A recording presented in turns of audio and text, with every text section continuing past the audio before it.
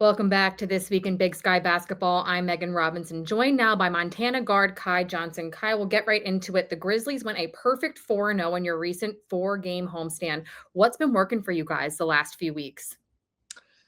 I think it starts on the defensive end. I think that's our focus every practice, working on defense and making sure we get stops, and then letting our defense ride into our offense and getting in transition.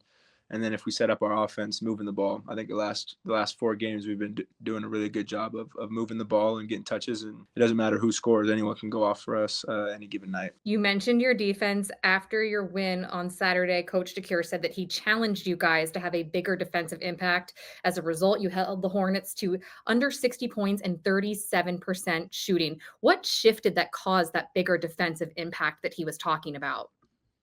Yeah, it starts in practice. It starts going against each other, competing against each other. I always like to say that iron sharpens iron. So getting in the lab and competing with each other helps us get our defense right for sure. Talking about competing with each other, there's a lot of balance on your team if you look at the stat sheet. Thursday night, you had 6 players in double figures. Saturday, 12 players on the score sheet. What does that say about the balance and depth of your roster?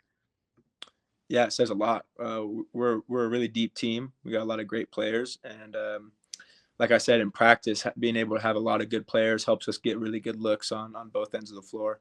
So I think it starts with that, and then when it's game time, it's come together for us. We're learning how to play together and how to get everyone involved. From there, it makes it hard for teams to guard you if they don't know who's trying to score. Talking about your personal game on Saturday, you led the team in scoring in that win over Sacramento State. How do you build on that as you enter the back half of Big Sky play?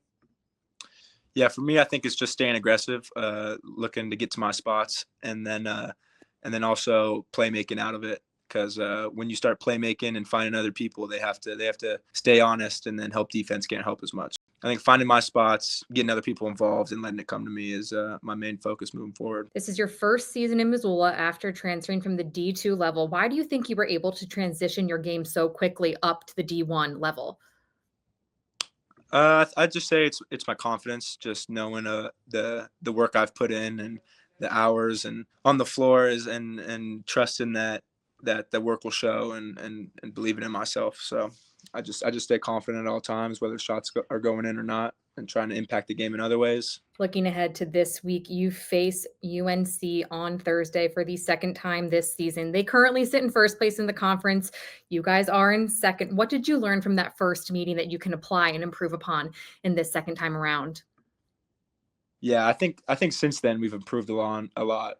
Specifically with that game, I think our defense was really poor. We let them get all the way deep in the paint and get easy layups too many times. So I think learning from that, but then also just kind of just riding this kind of wave we're on right now, and still sharing the ball and playing together on both ends of the floor. I think we're going to be ready. Final half of Big Sky play about a month away from the tournament in Boise. How can a win over the current number one team in the standings help set the tone for the rest of the season? That's huge, especially because they came into our place and beat us up a little bit. So we're excited to get our get back and bring it to them, and that would be a great way to start the second half of the conference play.